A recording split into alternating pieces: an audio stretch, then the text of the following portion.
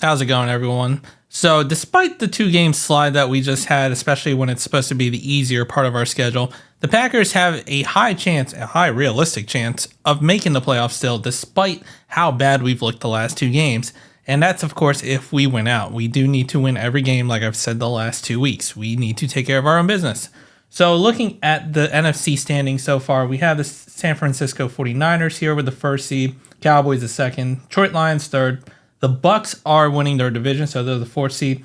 Eagles are 5th, the Vikings are 6th, and the Rams are 7th, while we're kind of further down in that bubble area at the 11th seed.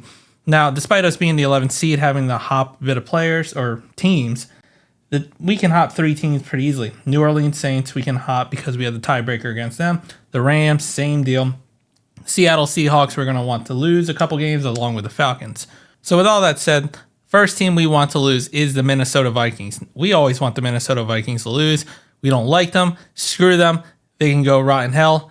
And even though they had a tough loss against the Cincinnati Bengals last week, they should have kept Jake Browning at this rate, but they probably would have screwed him up.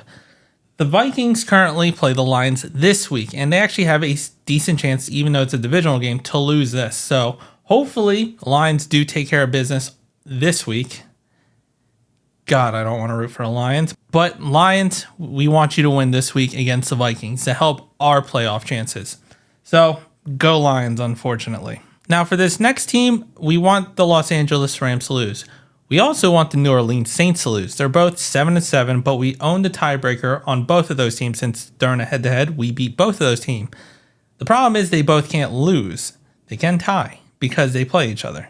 So if you're kind of to go dive a little bit deeper in like probabilities of what games they could lose, for the Rams, let's say they were to win. They next play the Giants, which I feel like is a very decent game for them to win. And then the 49ers as the last game of the season.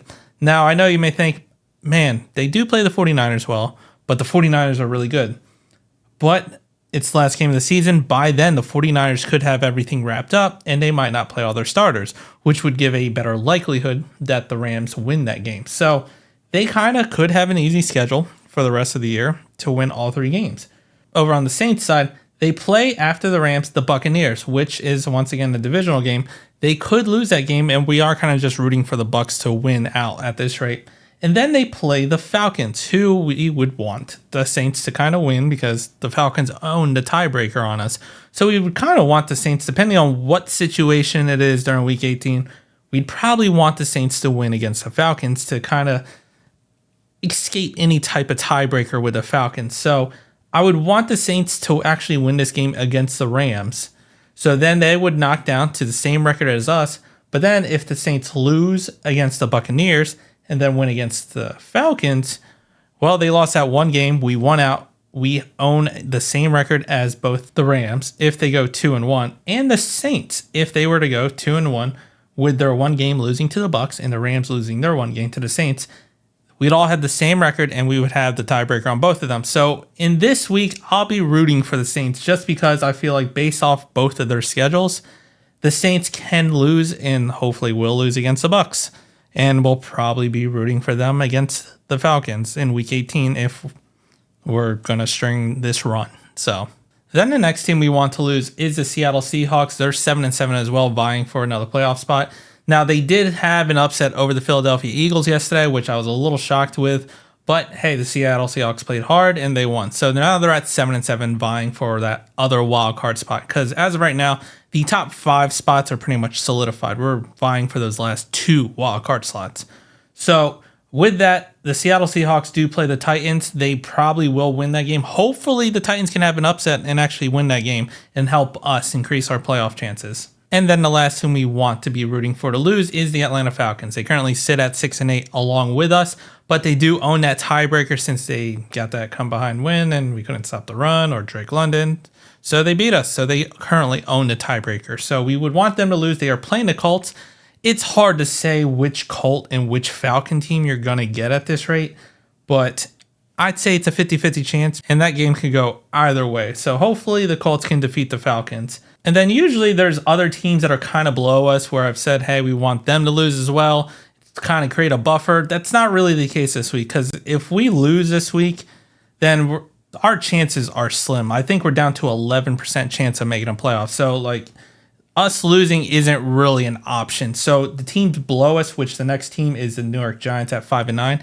If we lose, it pretty much almost eliminates us from the playoffs already. So there's no point in looking at the teams below us.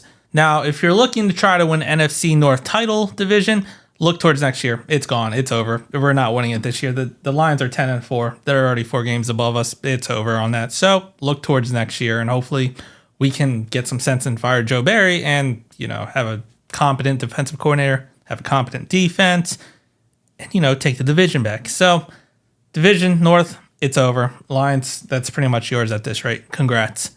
Now, if you're in the camp of you want the Packers to lose the next 3 games to try to get a better draft pick, the best we can do apparently is to have the 3rd overall draft pick. As of right now, we own the 11th draft pick, which is a bit of ironic considering we're the 11th seed in the playoff hunt. So it's a very easy number to remember this week, number 11. So as you can see here, if you look at the current standings, currently we have the Falcons, Titans, Jets, Giants, Chargers, Bears, Commanders, Patriots, Cardinals, and Panthers all ahead of us in the draft order. Now, of course, that Panthers pick right there, since they had the worst record, is actually a Chicago Bear pick because they traded it for Bryce Young. So that's technically the Bears. So the Bears are in the top 10 for their 2 first-round picks. So to keep it simple, we pretty much want all those teams that are above us in the draft order, all those teams I mentioned, to win and for us to lose. Now, that is, of course, with the exception of the Chicago Bears and the Arizona Cardinals since they face off this week. So I'm going to kind of be rooting for the Bears to win, honestly, because I don't want them to have 2 higher first-round draft picks. I'd rather their 1 draft pick get a little bit further down. But if you're really trying to just get as low as possible, then you're going to root for the Cardinals. But I want the Bears to win because I don't want them to have 2 first top 5 picks at this rate, even though they'd probably mess it up. But that about wraps up the rooting guide for if you're going for a playoff push or if you want a better draft pick. I kind of want to see us go for the playoffs. Yes, it'll hurt our draft order, but what it would mean for this team, like to see this team somehow bounce back twice, because this is now the second, I guess, peak of the hill where we're just terrible. If we can bounce back from this 2-game slide and somehow make the playoffs, the resiliency of this team would be amazing. And the fact it would mean that there is no quit on this team, which I would love, because there are teams where you see they're just quitting. And that could be our defense right now, honestly, with how Joe Barry is and his remarks, Matt LaFleur remarks, Devondre Campbell coming out on Twitter. Not really sure what that's about, but if they make the playoffs, I feel like would go a long way for this team, as long as they also don't keep Joe Barry.